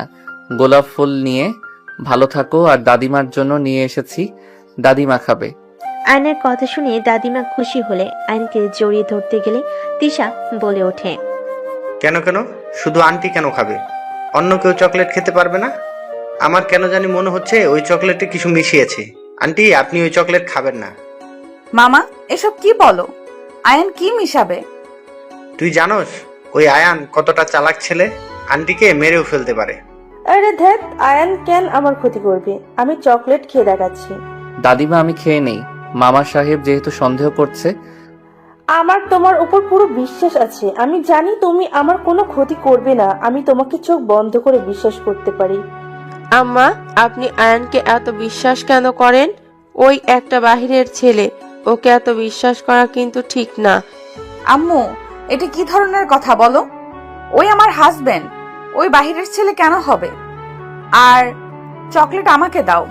তিশা চকলেট নিয়ে খেতে লাগলো। তিশার গলা জ্বলতে লাগলো। আয়ন গলা ধরে বসে পড়ে সবাই তিশাকে ধরলো। আয়ন তিশার কাছে গেলে তিশার আম্মু আয়নের গালে ঠাস ঠাস করে থাপ্পড় মেরে পড়ল। আম্মা, আপনি এই ছেলেকে বিশ্বাস করেছেন? দেখেন, আজ আমার মেয়ে মৃত্যুর সাথে লড়াই করছে। আয়ান, তুমি আমাকে মারতে চাইছিলা? তিশা মামা আয়নকে মারতে যাবে। আয়নের মেজাজ গরম হয়ে গেল। আয়ন তিশার মামার হাত ধরে ধাক্কা দিয়ে সরিয়ে দিয়ে বলল, ওই নাটকের নায়িকা ওঠেন, তেঁতুল গাছের পেতনি, মেজাজ গরম করেন না। ধুর, নাটক করেন, আমি অন্য মেয়েদের সাথে আগে যাই।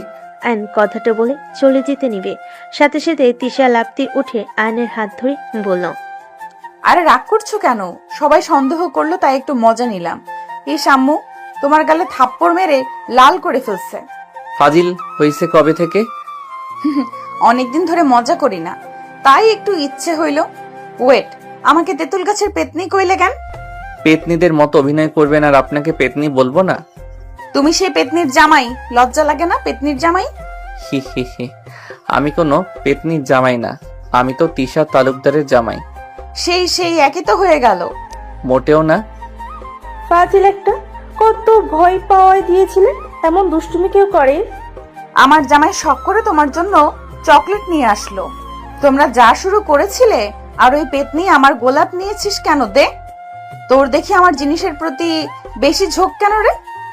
তিশার কথা শুনে রাইসা মুখ ভেঙচি দিলে। তিশা রাইসার হাত থেকে গোলাপ নিয়ে বলল, আমার জিনিসে একদম হাত দিবি না। আয়ান, চলো রুমে যাই। আয়ন তিশাকে নিয়ে রুমে চলে গেল। তিশার মামা বলতে লাগলো, আফা, তোর মেয়ে তো দেখি অভিনয় কম জানে না, আমাদের কিভাবে বোকা বানালো। মেয়েটা অনেক চেঞ্জ হয়ে গেছে। ওই ফকিন্নির ছেলের সাথে বিয়ে দিয়ে আমার মেয়ের লাইফটাই শেষ করে দিয়েছে। দাদিমা তিশার আম্মুর দিকে তাকালে তিশার আম্মু চলে গেল। আইন তিশার রুমে গেলে আইন তিশাকে কোলে বসিয়ে ঘাড়ে কিস করে নাক ঠেকিয়ে বলল, তোমার মামা আমাকে এমনিতে দেখতে পারে না, আর যে নাটক করলে ওটা তো সত্যি ভেবেছে আমি কিছু মিশিয়েছি। আচ্ছা একটা কথা বলো তো, কি? তুমি মামা রাইসাকে কিভাবে চেনো? আমি যে গ্রামে থাকতাম এই গ্রামে উনি প্রেজেন্ট নিয়ে গেছিল। চেয়ারম্যান ওনাদের সাথে হাত মিলিয়ে আমাদের বাড়ি ঘর ভেঙে দিয়ে কিছু টাকা দিয়ে বের করে দিবে। ওইখানে ওনারা ফ্যাক্টরি তৈরি করবে, সেখানে প্রতিবাদ করেছিলাম। এইটাতে তোমার মামা আমার উপর রেগে আছে।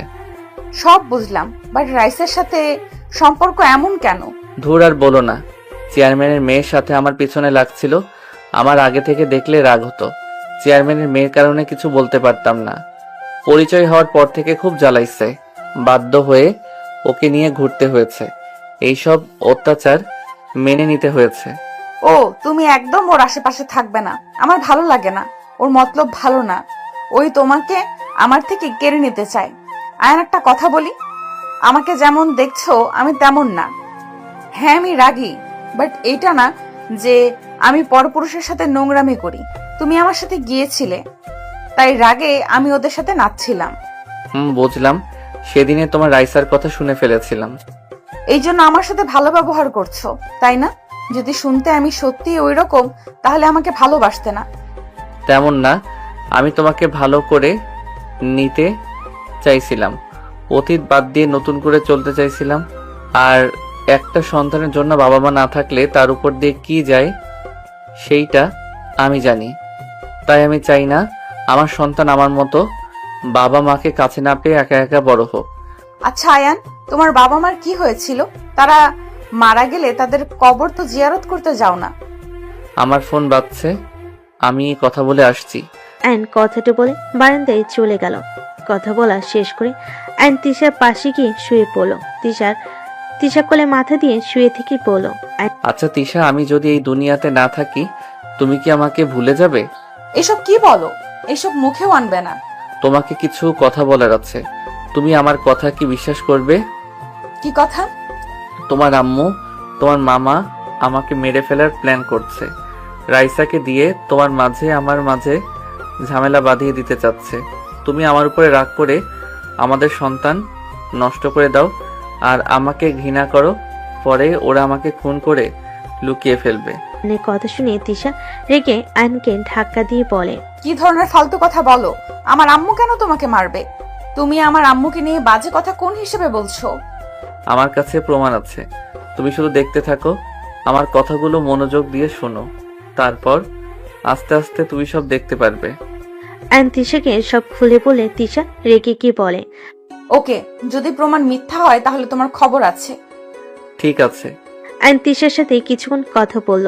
10 দিন পর আয়ান, আমাকে ছেড়ে দাও প্লিজ। আমার এমন ক্ষতি করো না আয়ান, প্লিজ আমাকে ছেড়ে দাও। আমি তোমার সাথে আর লাগবো না প্লিজ। রাইসা এসব কথা বলে আয়নের সাথে নোংরামি করতে লাগলো। ভিডিও করা শেষ হলে রাইসা এডিট করে আয়নের দিকে তাকিয়ে বলল, জান ঘুমাও, ঘুম থেকে উঠলে তোমার লাইফে বড় একটা চমক আসবে। রাইসা কথাগুলো বলে আয়নের বুকের উপর শুয়ে থাকলো। আয়নের জ্ঞান ফিরে দেখে রুমের ভিতরে সবাই চিল্লাপালা করছে। আয়ন ভারী মাথায় উঠে পড়ল। আয়ন তিশার দিকে তাকিয়ে বলল, কি হয়েছে তিশা, এত চিল্লাচ্ছ কেন?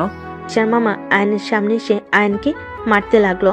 আয়নকে মারতে মারতে বলতে লাগলো, তোর এত বড় সাহস, আমার মেয়ের এত বড় সর্বনাশ করে এখন বলছস কি হয়েছে? আমি তোকে মেরেই ফেলবো। তিশার মামা আয়নকে মারতে মারতে নিচে নিয়ে যেতে লাগলো। আয়ন ওর দাদিমার পায়ের উপরে পড়তে তিশার মামা বলে ওঠে, আন্টি, আপনার বাসায় থাকার এই নিরাপদ দিলেন? কি হয়েছে? এমন কেন করছো? আর আয়নকে কেন মারছো? আপনার প্রিয় আয়ান, আমার মেয়ে, আমার বলতেও ঘৃণা হচ্ছে। আম্মা, আপনি এই লুচ্চা ছেলের সাথে আমার মেয়ের জীবনটা কেন নষ্ট করলেন? এই আয়ান আমার 2টা মেয়ের জীবন নষ্ট করলো। আমাকে কেউ বুঝাবে কি হচ্ছে এখানে? তিশা, কি হয়েছে বলো তো? দাদিমা, আয়ান রাইসাকে রেপ করছে। তিশার কথা শুনে আয়ন ঢোক গিলতে লাগলো।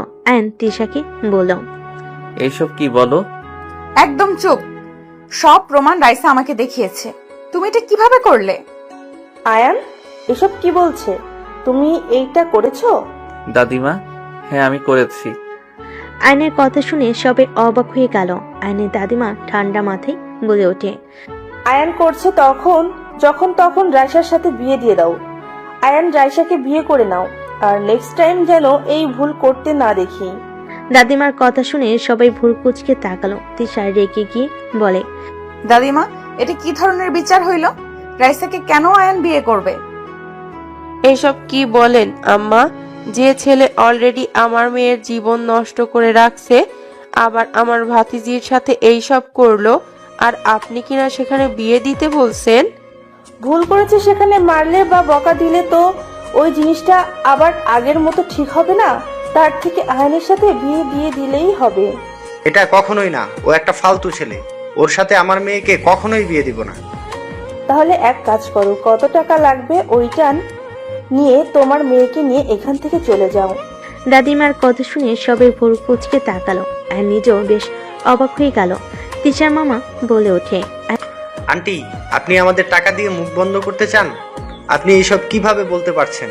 আমার মেয়ের সম্মান কেড়ে নিল আয়ান, আর আপনি আমাদের টাকা দিয়ে মুখ বন্ধ করতে বলছেন? আয়নের দাদিমা তিশার মামার গালে ঠাস ঠাস করে থাপ্পড় মেরে দিলে সবাই চমকে গেল। তিশার মামার রাগে আয়নের দাদিমার দিকে হাত এগিয়ে নিবে, সাথে সাথে আয়ন পিঠে এক লাথি মেরে ফেলে দিয়ে বলল, তোর সাহস তো কম না, ওনার গায়ে হাত দিতে চাস? মেরে হাত ভেঙে ফেলবো। আয়ানের বাচ্চা, তোকে আমি কি যে করব? কি করবি? তোকে দেখে আমি ভয় পাই নাকি? তোর কি গ্রামে শিক্ষা হয় নাই? জেল খাটার ইচ্ছে হয়েছে নাকি? আয়ান, তোমার এত বড় সাহস, আমার ভাইকে লাথি দিয়ে ফেলে দিলে? যাক বাবা, দাদিমার গায়ে হাত তুলতে নিল, তখন কোনো কথা নাই যে আমি মারলাম, তখন মুখে বলি ফুটলো। আয়নের কথা শুনে কাজের লোকরা হাসতে লাগলো। আয়নের দাদিমা বলে ওঠে, এখন তোমার ভাইকে তার মেয়েকে নিয়ে এখান থেকে বের হয়ে যেতে বলো, না হলে ওদের কপালে দুঃখ আছে। আন্টি, আমাকে থাপ্পড় মারছেন না? আমি এর প্রতিশোধ নেব। আর আয়ান, রেডি থাকিস জেলে যাওয়ার জন্য। রাইসা, চল আমার সাথে। তিশার মামার রাইসার হাত ধরে চলে গেল। তিশার আম্মু রেগে রুমে চলে গেল।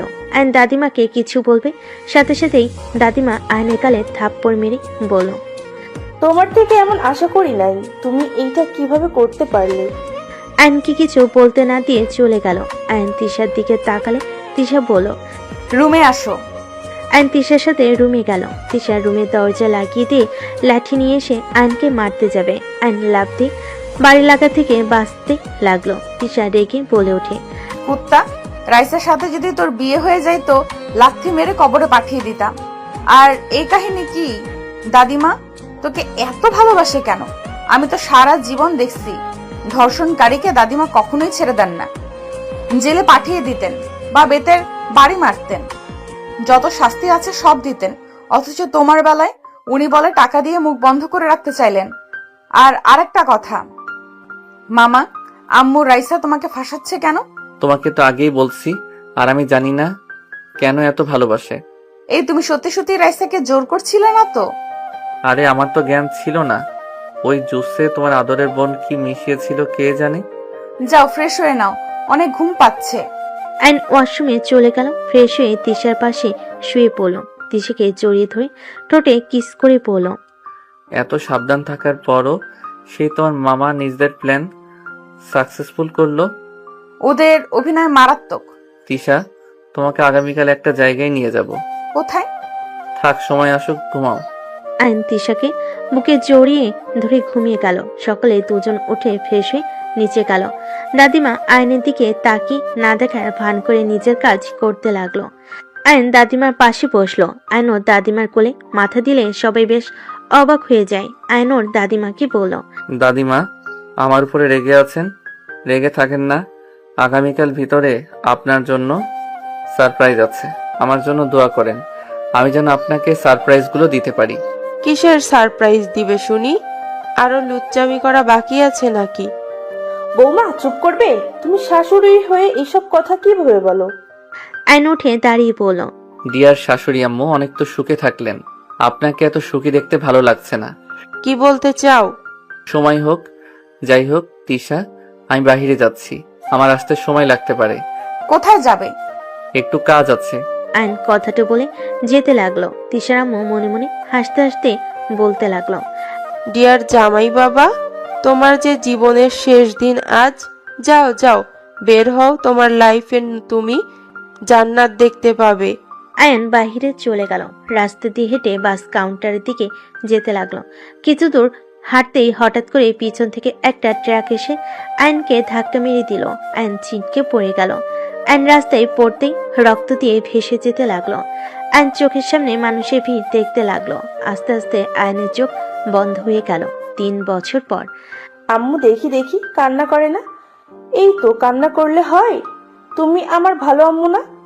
দাদিমার কথা শুনে বাচ্চা মেয়েটা কান্না থামিয়ে দাদিমার কথা শুনতে লাগলো। দাদিমা কাজের বুয়াকে বলল, তোমাদের কাছে রেখে গিয়ে কোনো লাভ হয়েছে? কান্না করছে এতক্ষণ ধরে, তোমাদের কোনো খেয়াল নাই। দাদিমার কথা শুনে কাজের মহিলা বলে, ম্যাম, আমরা অনেকক্ষণ ধরে চেষ্টা করছিলাম, বাট আপনি তো জানেন এই আপনাকে ছাড়া থাকতে পারে না, সারাদিন কান্না করে। ওর খাবার নিয়ে আসো। বাচ্চা মেয়ে আয়ডার খাবার দিলে দাদিমা খাওয়াই দিতে লাগলো। দাদিমার চোখ দিয়ে পানি পড়ে মেয়েটা কান্না করতে করতে বলে, বড় আম্মু, তুমি আমাকে ছেড়ে কাজে যাও কেন? আমার এখানে একা থাকতে ভালো লাগে না।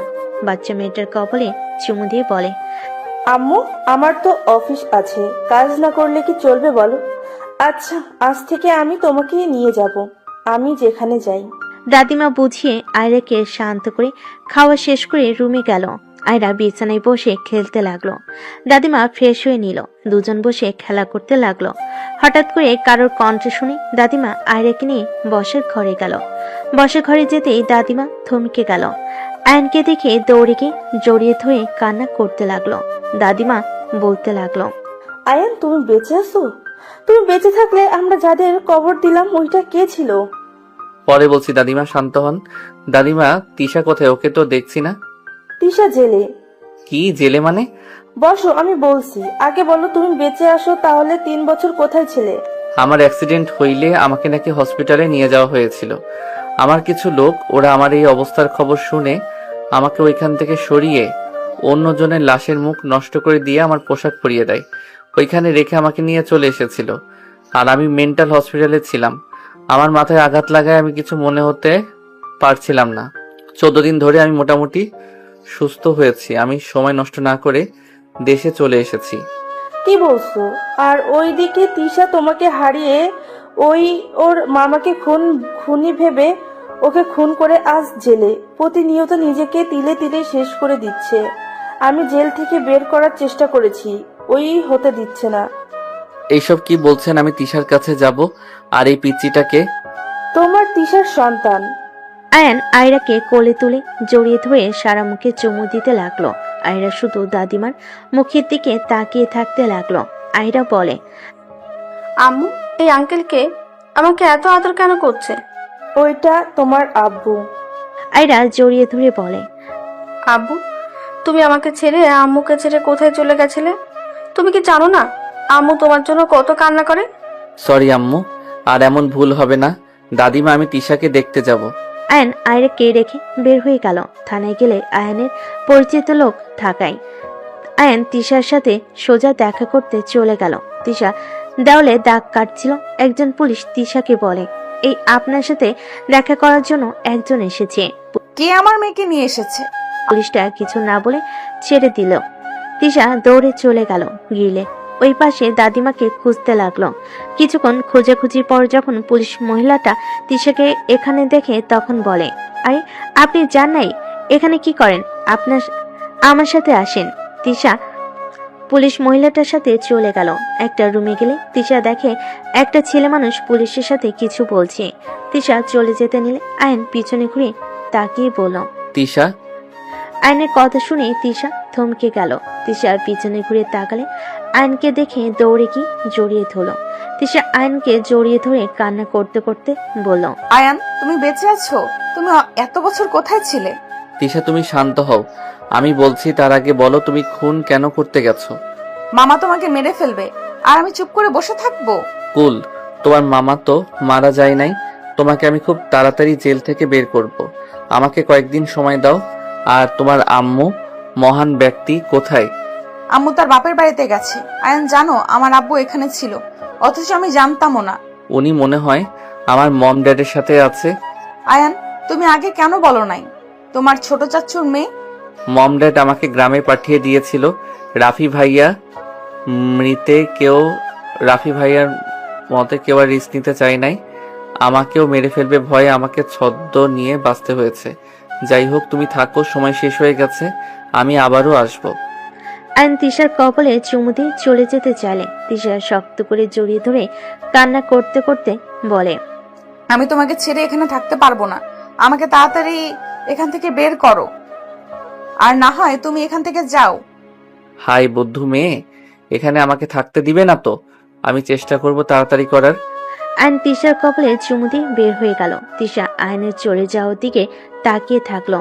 আয়ন পুলিশ অফিসারের সাথে কথা বলে চলে গেল। আয়ন সোজা বাসে উঠে বাসে চলে গেল। কলিং বেল বাজেতেই কাজের লোক এসে দরজা খুলে দিল।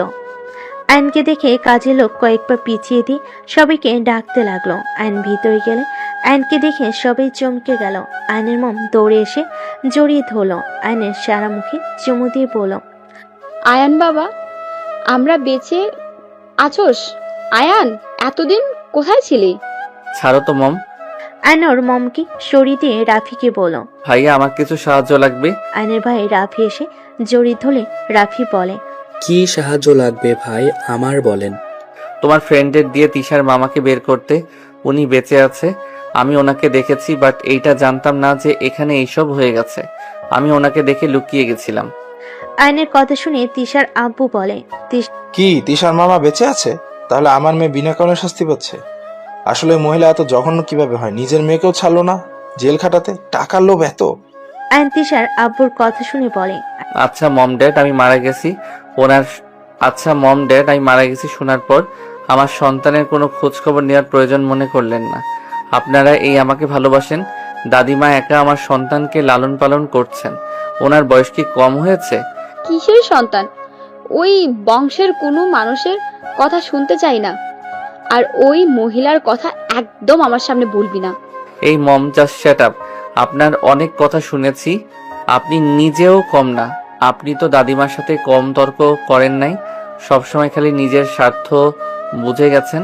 আপনি কি ভাবছেন আমি কিছু জানি না?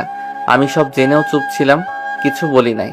আপনি নিজে আগে ঠিক হন, তারপর অন্য কেউ দোষ দিবেন। তুই আমাকে এসব বলতে পারলি?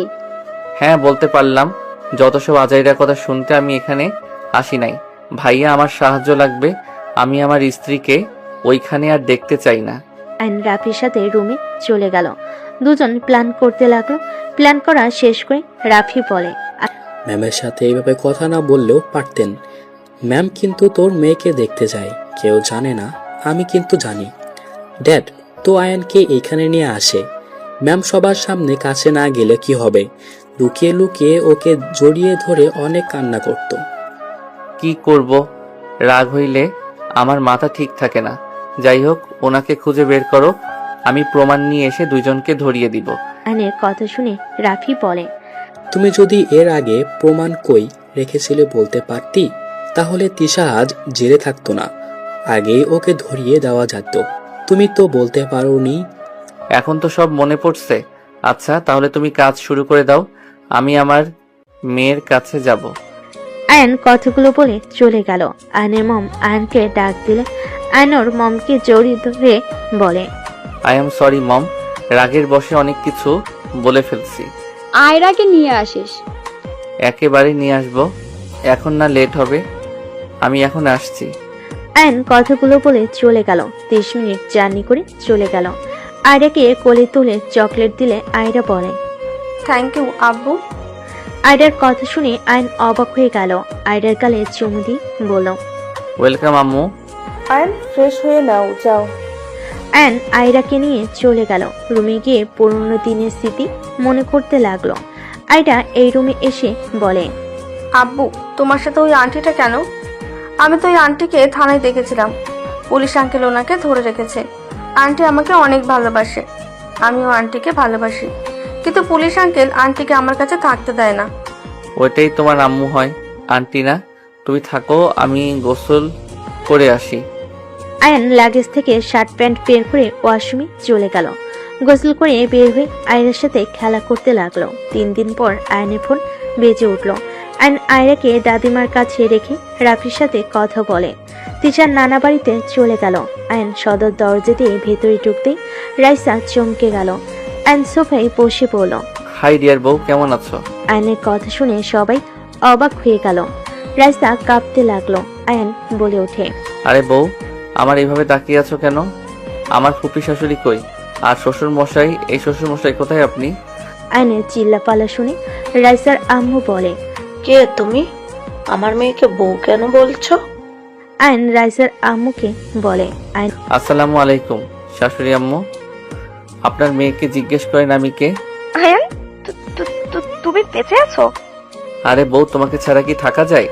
তোমার ভালোবাসার টানে চলে এসেছি। শ্বশুর মশাইকে ডাক দাও। আবু মারা গেছে। আমি যেমন মারা গেছি, শ্বশুর মশাইও তেমন মারা গেছে। ডাক দাও, আমি জানি দুইজন এখানে আছে। আমি যদি খুঁজে বের করি তাহলে মেরে হাড্ডি ভেঙে দিব কিন্তু। বলছি না মারা গেছে, কানে শোনো না? ওকে, আমি তাহলে নিয়ে আসছি। উঠে দৌড়ে উপরে উঠে পড়লো আর বলতে লাগলো, শ্বশুর মশাই কোথায়? আয়নের কথা শুনে তিশার আম্মু বের হইলে আয়নকে দেখে চমকে গেল। আয়ান, জি ডিয়ার শাশুড়ি আম্মু। বাহ বাহ, ভাই বোন দেখে অনেক সুখে আছেন। তুমি বেঁচে আছো? আপনিও তো বেঁচে আছেন। চলেন আপনাকে আদর করি। আয়ান তিশার মামার কলার ধরে টেনে নিয়ে যেতে লাগলো। তিশার আম্মু বলতে লাগলো, আয়ান, আমার ভাইকে ছাড়ো। আয়ান, বেশি হয়ে যাচ্ছে কিন্তু। বেশি তো করতেই হবে। আয়ন সিঁড়ি দিয়ে নেমে সোজা কলার ধরে টানতে টানতে সোফার দিকে ছুঁড়ে মালে। রাইসা বলে ওঠে, আয়ান, এই চুপ, একদম জোরে কথা বলবি না। এই কেন? কোথায় আছিস? ওকে ধর বলছি। তিশার আম্মুর কথা শুনে বডিগার্ডরা সব দৌড়ে আসতে লাগলো। আয়নকে মারতে গেলে আয়ন ওদের সাথে ফাইট করতে লাগলো। তিশার আম্মু আয়নকে গুলি করতে যাবে, সাথে সাথে পুলিশ তিশার আম্মুর হাতে গুলি করে হাত থেকে পিস্তল ফেলে দিল। তিশার মামা পালাতে যাবে, আয়ন ফুলদানি নিয়ে ঢিল মেরে দিয়ে পড়ল। অফিসার, ওদের ধরেন। আর আপনাদের তো প্রমাণ দিয়েছি ওরা কিভাবে অসহায় মানুষদের জমি কিভাবে লিখে নিয়েছে, কত মেয়েকে পাচার করেছে। আর এমনকি ওই মহিলা আমার বড় ভাইকে খুন করতে নিয়েছিল। এখন ওদের অ্যারেস্ট করেন। কি? তোর বড় ভাইকে? কে তুমি? তোমার বড় ভাইকে আমি কেন খুন করতে যাব? ওই আমার নাতি আরিফ তালুকদারের ছোট ছেলে আয়ান তালুকদার। দাদিমার কথা শুনে তিশার আম্মু দরজার দিকে তাকালে দেখে সবাই দাঁড়িয়ে আছে। তিশাকে দেখে তিশার আম্মু এগিয়ে যেতে নিবে, সাথে সাথে তিশার আম্মুকে পুলিশ ধরে ফেল। তিশা বলে ওঠে, বা আম্মু, তোমাকে তো নোবেল পুরস্কার দেওয়া উচিত। কি অভিনয় না করলে! সামান্য সম্পদের জন্য একটা বাচ্চা ছেলেকে খুন করতে গেছিলে, সেখানে আবার নিজের স্বামীকে ফাঁসিয়ে জেলে দিলে, আবার নিজের ভাইকে মৃত সাজিয়ে নিজের মেয়েকেও জেলে দিলে। বাহ, তোমাকে নিজের মা ভাবতেও ঘৃণা হচ্ছে। তিশা, আমি তোকে জেল খাটাতে চাই না। আমাদের উপায় ছিল না। আমি তোকে অনেক ভালোবাসি। আমি তোকে জেল থেকে বের করার অনেক চেষ্টা করছি, বাট পারছিলাম না। চুপ, একদম চুপ। তুমি ওই ফালতু মুখে আমার নাম নিবে না। তুমি আমার জীবনটা শেষ করে দিয়েছো। আমার বাবা থাকতেও তুমি বলেছো আমার বাবা মারা গেছে। তুমি আমাকে ছোটবেলা থেকে ভুল পথে মানুষ করেছিলে। তুমি মা হয়ে কিভাবে পারলে? যা করছি ঠিক করছি। আমি তোর ভালোর জন্য করছি। ওই রাফি যদি বেঁচে থাকতো তাহলে সবকিছু ওই বেশি বেশি পেত, তোকে অল্প কিছু দিয়ে সান্ত্বনা দিত। তুই হওয়ার পর আমি আর কখনোই মা হতে পারতাম না। আমি চাই না আমার মেয়ে কিছু করতে গেলেও ওদের অনুমতি নিয়ে চলুক। আমি যা করছি সব তোর সুখের জন্য করছি। আম্মু, তুমি ভুল করছো। তুমি একটা সাইকো হয়ে গেছো। তোমার মাথায় যে বুদ্ধি চলে ওইটা সাইকোদের বুদ্ধি। কাউকে খুন করে কখনোই ভালো থাকা যায় না। আমি তো মেয়ে মানুষ, আমাকে বিয়ে দিলে আমাকে শ্বশুর বাড়িতে যেতে হইতো। সেখানে আমার চাচাতো ভাই পেলে কি সমস্যা হইতো? তুই আয়ানের প্রেমে অন্ধ হয়ে গেছস। তুই জানোস না ওই আয়ানের মা কতটা স্বার্থপর মহিলা।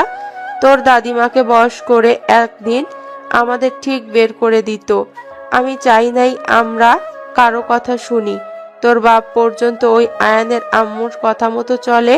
তোর বাপ কখনোই আমার কথা শুনে নাই, ওরা যা বলে তাই শোনে। আমি যে ওর স্ত্রী, ওর কোনো খেয়াল থাকতো না। সেখানে তুই বল আমি কি করতাম? আমি আমার মেয়েকে ওদের চাকরানি হতে দিব না, তাই আমি যা করছি বেশ করছি। তিশার আম্মুর কথা শুনে আয়ন বেশ অবাক হয়ে গেল। আয়ন তিশার আম্মুর দিকে তাকিয়ে বলল, এখানে তো ভুল আমি চাচ্চুর দেখছি। বড় আম্মুর কথায় যুক্তি আছে। বউ যেমন হোক, নিজের বউকে যদি কোনো মূল্য না দেওয়া হয়, বউ তো উল্টাপাল্টা কাজ করবেই। আপনাকে জেল খাটিয়ে ভালো করছে। তিশা কতটা ভয়ঙ্কর মেয়ে আপনার কোনো ধারণা আছে? আমি ওকে পরিবর্তন হতে বাধ্য করেছি। আজ দেখেন ওই কত পরিবর্তন হয়েছে। আজ বড় আম্মুর সাথে ওই থাকতো। স্বামী যদি ভালো না হয় সেই নারী খারাপ হবে না তো কে হবে? আর ভাইয়ের বউয়ের কথা এত শোনা লাগবে কেন? আয়নের কথা শুনে তিশার আব্বু বলে, ওই আমাকে উল্টাপাল্টা বুদ্ধি দিত, যেটা আমার ভালো লাগতো না। আর বৌমা সবসময় যুক্তি নিয়ে কথা বলতো। বৌমাকেও যতটাই খারাপ ভাবে, বৌমা তেমন না। বৌমা রাগী আছে, বাট উনি কারো ক্ষতি কখনোই চায় না। হ্যাঁ, আমি মানছি এখানে ভুল আমারও আছে, আমি দোষী। বাট ওই কিভাবে রাফিকে মেরে ফেলতে নিল? সেদিন কুত্তোয়া থেকে যদি আহমেদ বের করে নিজের কাছে না রাখতো তাহলে কি হইতো? আমি রাফিকে পুকুরে ধাক্কা দেই নাই, ওই পড়ে গেছিল। আমি শুধু ওকে তুলতে গিয়ে না তুলে চলে গেছিলাম। আমি জানি না আমার কি হয়েছিল, পরে আমি নিজের ভুল বুঝতে পারি। রাফি ভাইয়া, তোমার কি মনে হয় বড় আম্মুর উপরে তোমার রাগ আছে? এখানে বড় আম্মুর দিকে ধরতে গেলে সবাই কম দোষী না? হ্যাঁ মানছি, উনি অনেক ভুল করছে। রাফি ভাইয়া পুলিশকে বলে, ওনাকে ছেড়ে দেন, আমার কোনো অভিযোগ নেই। তিশার আম্মুকে ছেড়ে দিল। রাইসা বলে, আয়ান, আমার আব্বুকে ছেড়ে দিতে বলো। জীবনেও না। তোমার আব্বু যা করছে সেখানে ছেড়ে দেওয়া তো দূর, বউ বাচ্চা না থাকলে তোমার বাপকে খুন করতাম আমি। ওনাকে নিয়ে যা। আয়নের কথাই পুলিশ নিয়ে চলে গেল। তিশার আম্মু তিশার কাছে গেলে তিশা রাগ করে চলে গেল। তিশার আম্মু তিশার পিছন পিছন যেতে লাগলো। সবাই ওদের পিছন পিছন গেলে তিশার আম্মু তিশাকে পিছন থেকে জড়িয়ে ধরে বলে, প্লিজ আমাকে ক্ষমা করে দে। আমি সত্যিই চাই নাই তোর সাথে এমন কিছু হোক। আমি লুকিয়ে তোকে ছাড়ানোর চেষ্টা করছি, বাট পারি নাই। আমি তোকে কতটা ভালোবাসি তুই তো জানিস। প্লিজ আমাকে ক্ষমা করে দে মা। ছাড়ো আমাকে, আমি কোনো খুনি মায়ের সাথে থাকতে চাই না। এই এত পাট নিও না, নিজে কম ভালো মানুষ। কি বলতে চাও? গোড়ের ডিম, এত ঝামেলা ভালো লাগছে না। বড় আম্মুকে ক্ষমা করে দাও, উনি তোমার ভালোর জন্য এত নিচে নামলো, সে তুমি আবার নাটক শুরু করছো। তিশার আব্বু তিশার আম্মুর কাছে গিয়ে ক্ষমা চাইলে তিশার আম্মু কিছু না বলে সোজা তিশার আব্বুকে জড়িয়ে ধরে কান্না করতে করতে বলল, আমাকে তুমি ক্ষমা করে দাও। আমি তোমার সাথে অন্যায় করেছি। আমি তোমাকে ফাঁসিয়ে দিয়েছিলাম। আমি আসলে তোমার ভালো স্ত্রী কখনোই হতে পারি নাই। দুজন একে অপরের থেকে ক্ষমা চেয়ে নিজেদের ভুল বোঝাবুঝি শেষ করলো। তিশার আম্মু আয়নের মম ড্যাডের কাছে ক্ষমা চাইলো। সবে একে অপরের থেকে ক্ষমা চেয়ে নিল। তিশার আম্মু আয়রাকে জড়িয়ে ধরে অঝরে কান্না করতে লাগলো। সবে গাড়িতে উঠে পড়লো। আয়রা তিশার আম্মুর সাথে হাসাহাসি করতে লাগলো। আয়নের মম আয়রাকে নিয়ে দুজনের ভিতরে ঝগড়া লাগিয়ে দিয়ে সবাই হাসতে লাগলো। বাসায় চলে গেলে আয়নকে তিশার আম্মু জড়িয়ে ধরে বলল, সরি বাবা, আমাকে ক্ষমা করে দিস বাবা। দূর আম্মু, আমার আপনাদের মতো এত রাগ জিদ নিয়ে থাকি না। এভাবে সবাইকে হাসি খুশি দেখতে চাইছিলাম, পূর্ণ হয়ে গেল। সবাই এক হয়ে গেলে আয়ন তিশার রুমে চলে গেল। আয়ন তিশাকে টান দিয়ে নিজের কাছে নিয়ে এসে বলল, সব ঝামেলা শেষ, এখন শুধু তোমাকে আদর করার পালা। আর একটা ক্রিকেট টিম বানানো লাগবে। আয়নের কথা শুনে তিশা লজ্জায় বুকে হালকা কিল দিয়ে বলে, যা ফাজিল কোথাকার। তোমার জন্য পাগল ফাজিল সব হতে রাজি, শুধু তুমি আমার পাশে সারা জীবন থাকবে তো? মৃত্যুর আগ পর্যন্ত থাকবো। চলো একটু সুখের সাগরে ডুবে যাই। আয়ন কথাটা বলে তিশাকে কোলে তুলে নিয়ে খাটে শুয়ে দিয়ে তিশার উপর ঝাঁপিয়ে পড়ল। বাকিটা ইতিহাস।